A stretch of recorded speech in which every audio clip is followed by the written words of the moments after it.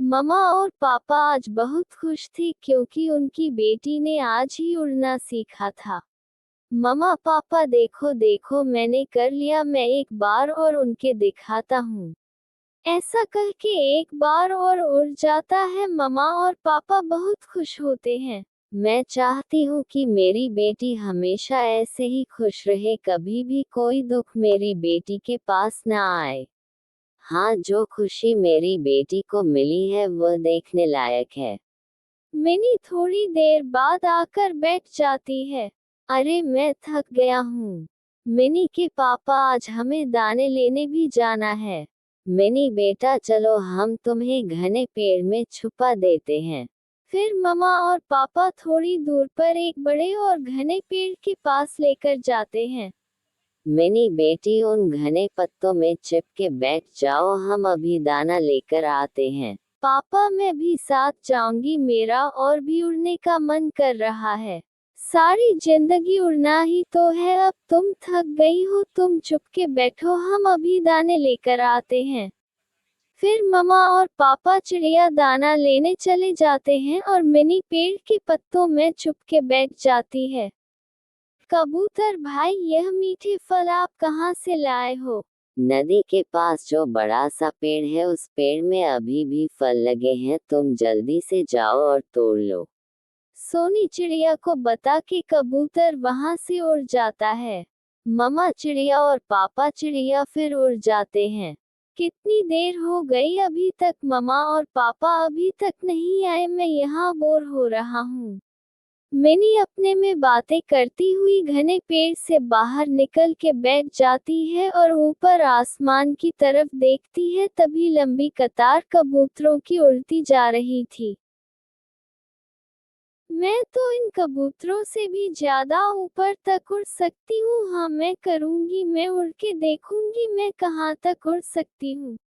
फिर मिनी उड़ती है और ऊंचाई में जाने लगती है। मिनी तो उड़ती हुई बादलों से भी ऊपर निकल जाती है। ऊपर से सभी पेड़ बहुत छोटे नजर आ रहे थे, लेकिन मिनी यह नहीं जानती थी कि वह ऊपर के साथ साथ वह आगे भी जा रही है। आसमान की बुलंदियों में तेज हवा उसे अपने साथ साथ उड़ने लगी, लेकिन वह संभलने की कोशिश करती है, लेकिन वह संभाल नहीं पाती है। मिनी बहुत ऊंचाई पर थी, वह हवा के साथ उड़ जाती है।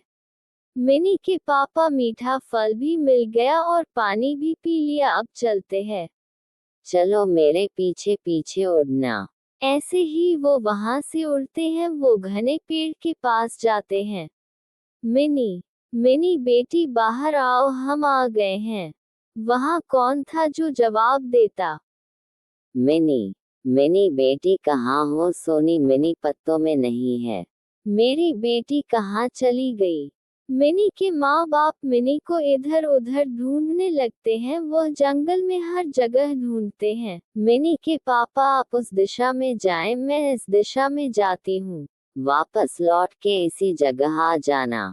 वह दोनों अलग अलग दिशा में जाते हैं। मिनी हवा का दबाव कम होने पर आहिस्ता आहिस्ता नीचे आने लगती है और वीरान जंगल में गिर जाती है। मिनी के चोट तो नहीं आती है, वह झट से उठ के बैठ जाती है। मामा चिड़िया अपनी बेटी को ढूंढने के बाद वापस उसी जगह आ जाती है और अपने पति की राह देखने लगती है। मामा चिड़िया सोच रही थी कि हंसी उसका पति आएगा और साथ ही उसकी बेटी भी होगी, वह खुशी से उछलने लगेगी, पर ऐसा नहीं होता है। उसका पति अकेले ही आ रहा था और वह रोने लगती है। मैंने तो कहीं नहीं है, मैंने तो पड़ोस के जंगल में भी देखा। मैंने भी इस दिशा का सारा जंगल छान मारा है।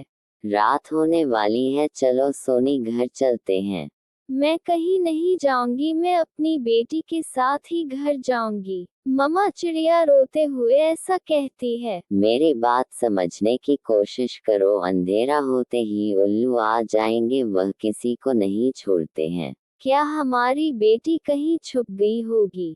ऐसा भी हो सकता है कि हमारी बेटी घर चली गई हो, ये सुनकर मम्मा चिड़िया के मन में एक नई आस जाग जाती है। वह तुरंत उड़ती है। पापा चिड़िया भी पीछे पीछे उड़ते हैं। वो दोनों थोड़ी देर में घर पहुंच जाते हैं, लेकिन घर तो खाली था, वहां कोई भी नहीं था। वह उदास हो जाते हैं। मैंने अपनी बेटी को खो दिया। अगर मेरी बेटी ने अब तक उड़ना नहीं सीखा होता तो वह मेरे पास होती। ये सब दिल को तसल्ली देने की बात है। उसे उड़ना तो सीखना था। सब उड़ते हैं, मैं भी उड़ना सीखा। अभी तोते के छोटे से बच्चे ने भी उड़ना सीखा है। ऐसे करके पापा चिड़िया रोने लगते हैं। सारी रात मम्मा चिड़िया खिड़की की तरफ देखती रहती है कि अभी उसकी बेटी आ जाएगी। मिनी पेड़ से चिपक के बैठ जाती है। वह जानती थी कि अगर किसी बड़े पंछी या किसी अन्य जीव ने देख लिया तो वह जान से जाएगी। मम्मा पापा, मैंने वहां से उठ के बहुत बड़ी गलती की। मुझे नहीं उड़ना था। आधी रात के बाद किसी के पंखों की आवाज सुनाई देती है। मिनी अपनी सांस रोक लेती है, पेड़ के पीछे छिप जाती है। आवाज मिनी के पास आ रही थी। कबूतर अपनी तेज आवाज में बोलता है, मिनी तुम इतनी रात को यहाँ क्या कर रही हो? मैं हवा के साथ उड़ के यहाँ आ गई थी। अंकल मुझे भी अपने साथ ले जाए। तुमने अपने पापा के बिना उड़ने की गलती क्यों की? मुझे ऐसा नहीं करना चाहिए था। तुम मेरे पीछे पीछे चलो। फिर मिनी कबूतर के पीछे पीछे चल देती है। वह विशाल जंगल से घने जंगल और मैदान से होते हुए नदी के पार। सारे पेड़ अपने अपने लगने हैं। वह बहुत खुश होती है। अपने घर के सामने जाकर कबूतर रुक जाता है। वह सामने है, आपका घर पता है ना? कहीं फिर गुम ना हो जाना। अंकल मुझे पता है। मिनी की दिल की धड़कन तेज हो जाती है। उसे पता था कि उसके लिए उसके माँ और बाप कितने परेशान होंगे। मिनी उड़ती है और अपने घर पहुंच जाती है। फिर मिनी चुपके से खिड़की के रास्ते से घर में घुस जाती है। मिनी को देखकर माँ चिड़िया की तो चीख निकल जाती है। मिनी के पापा की आंख लग गई थी। झट से उठते हैं। मेरी बेटी तुम कहाँ चली गई थी? पापा मुझे आपके बिना आसमान की बुलंदी में नहीं उड़ना चाहिए था। मिनी के पापा मुझे भी अपनी बेटी को गले से लगाने दो। फिर सब हंसने लगते हैं। बहुत समय की बात है। कमलपुर में रवि अपनी पत्नी पूजा और बच्चों के साथ रहता था, लेकिन कुछ समय से उसका काम बंद पड़ा था, इसीलिए वो बहुत परेशान रहता था कि उसकी पत्नी और बच्चों का क्या होगा। इसीलिए उसने सोचा कि क्यों ना दूसरे गांव में जाकर पैसे कमाए जाए। पूजा में सोच रहा था कि क्यों ना दूसरे गांव में जाकर काम किया जाए। यहाँ भी हमारा काम धाम सब बंद हो गया है। बच्चे भी बड़े हो रहे हैं। बात तो तुम्हारी सही है, लेकिन काम करने तुम जाओगे कहाँ? यही पास के गांव में, वहाँ कोई ना कोई काम मिल जाएगा। मैं काम की तलाश में दूसरे गांव निकल जाऊंगा। सुबह होने पर रवि जल्दी उठ जाता है। मैंने तुम्हारे लिए रास्ते में खाने के लिए रोटी रख दी है, जब भूख लगे तो खा लेना। ठीक है, अब मैं चलता हूँ। ये कहकर रवि दूसरे गांव में काम ढूंढने निकल जाता है। वह चलते चलते एक जंगल में पहुंच जाता है। क्यों ना मैं इसी कुएं पर बैठकर खाना खा लूं? और वो उसी कुएं पर बैठकर अपनी खाने की पोटली खोलकर देखने लगता है। अरे एक खाऊं या दोनों को खाऊं या तीनों को खाऊं? ये कहकर रवि खाना खाने लगता है। तभी जिस कुएं पर बैठकर खाना खा रहा होता है, उसी में 3 भूत रहते हैं।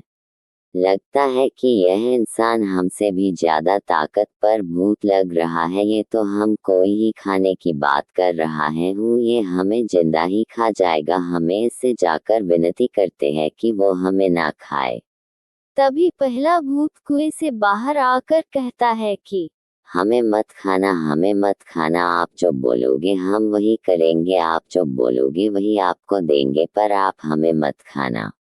क्यों ना खाऊं? मुझे बहुत जोर की भूख लगी है तो खाऊंगा ही। देखिए आप हमें मत खाए, हम आपको बहुत सारे पैसे देंगे।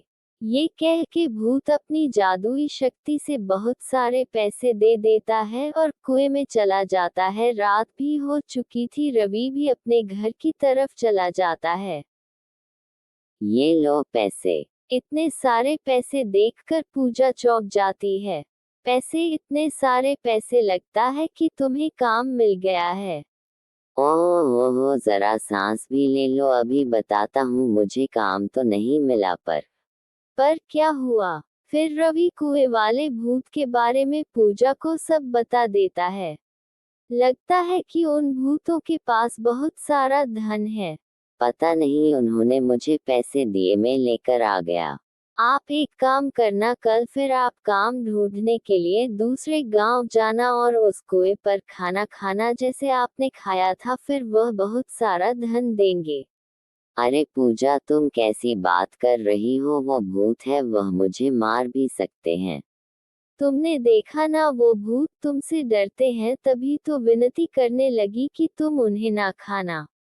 ना ना ना ना, मैं वहां नहीं जाऊंगा, इतना भी लालच ठीक नहीं है। उन्होंने जो इतने पैसे दिए हैं, मैं उन पैसों से मैं कोई काम कर लूंगा। देखो जी, मुझे नहीं पता, आपको वहां जाना होगा, डर के मारे वह भूत तुम्हें ढेर सारा धन देंगे।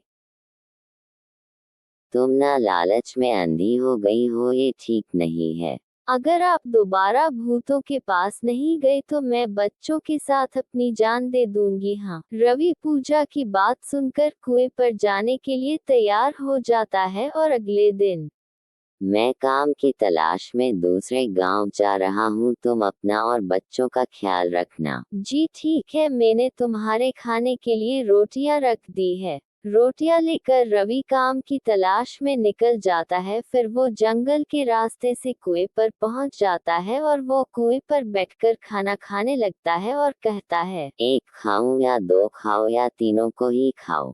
तभी कुएं में रहने वाला दूसरा भूत निकल कर आता है और रवि से कहता है, हमें मत खाए, हमें छोड़ दोगे तो जो आप मांगोगे वह हम देंगे, बोलो आपको क्या चाहिए।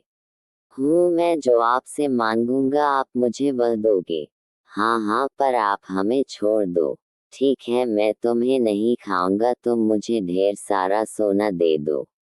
ये कहकर भूत अपनी जादुई शक्ति से ढेर सारा सोना दे देता है और कहता है, अब तो आप हमें नहीं खाओगे। ठीक है, नहीं खाऊंगा। ये कहकर भूत कुएं में चला जाता है और रवि अपने घर चला जाता है और घर पहुंचकर कहता है, कहाँ हो पूजा, जल्दी आओ। पूजा रवि की आवाज सुनकर आती है। रवि भूतों के दिए जेवर पूजा को देता है। इतने सारे जेवर देख के पूजा की आंखें पति की पति रह जाती है और वह जेवर पहन पहन के बहुत खुश होती है। रुपया पैसा और जेवर तो सब हो गया, अब अपना उन भूतों से जाकर हीरे मोती मांगना।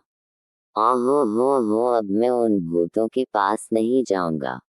मुझे कुछ नहीं पता, आपको जाना होगा, वरना मैं बच्चों के साथ अपनी जान दे दूंगी। देखो, इतना लालच ठीक नहीं है। वो मैं कुछ नहीं जानती, अगर तुम मेरी और बच्चों की जान प्यारी हो तो भूतों के पास जाना पड़ेगा।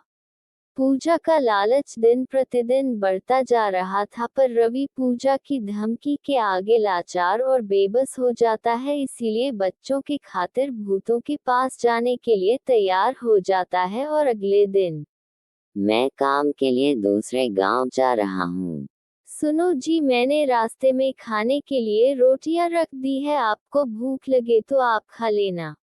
और ये कह के रवि दूसरे गांव काम के लिए निकल जाता है और वह जंगल के रास्ते से उस कुएं के पास पहुंच जाता है। कुएं में भूत रहते हैं। कुएं पर बैठकर खाना खाने लगता है, तभी भूत निकल के आता है और कहता है, हमें मत खाओ, हमें मत खाओ, बोलो आपको क्या चाहिए। मैं जो बोलूंगा क्या आप मुझे सच में दोगे? हाँ, जो बोलोगे वही दूंगा। आप मुझे हीरा मोती दे दो।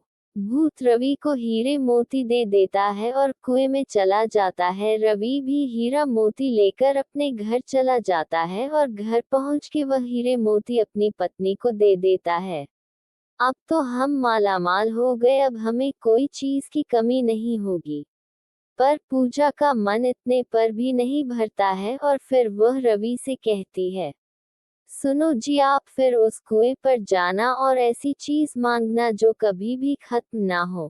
गांव के लोग एक रहस्यमयी पूर्णिमा की कहानी सुनाते हैं। ये आत्मा उस आदमी की है जिसने अन्याय सहा था। उसकी पत्नी को झूठे आरोपों में फंसा के मारा गया था। तब से अपनी आत्मा को शांति देने के लिए पूर्णिमा को लौटता है। गांव के लोग उसे डरते हैं और उसे भूत मानते हैं, लेकिन कोई भी इसकी सच्चाई नहीं जानता है। लेकिन इस बार एक युवक कमल उसकी कहानी सुन के उसकी मदद करने को तैयार हो जाता है। क्या तुमने सुना पूर्णिमा आ रही है? हाँ, फिर से वो आत्मा लौटेगी। मैं उसकी कहानी सुन चुका हूँ। मैं उसे शांत करने की कोशिश करूँगा। मुझे लगता है वह अपना दर्द साझा करना चाहती है।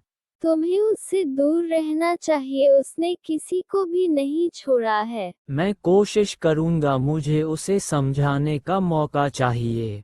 पूर्णिमा की रात आ गई। कमल अपने दोस्तों को एकत्रित करके एक योजना बनाता है। सभी मिलकर उस स्थान पर जाएंगे जहां आत्मा प्रकट होती है। सभी डरे होते हैं, लेकिन कमल ने उन्हें संतोष दिलाया। वहां ताजगी लाने के लिए मिठाई और फूल साथ में ले लेते हैं ताकि आत्मा को उनकी नियत का एहसास हो सके। रात गहराने लगी तो सन्नाटा छा गया। कमल ने अपनी टीम को समझाया कि यह उनकी जिम्मेदारी है। क्या वो उस आत्मा का सामना कर पाएंगे और उसे शांति दिला पाएंगे?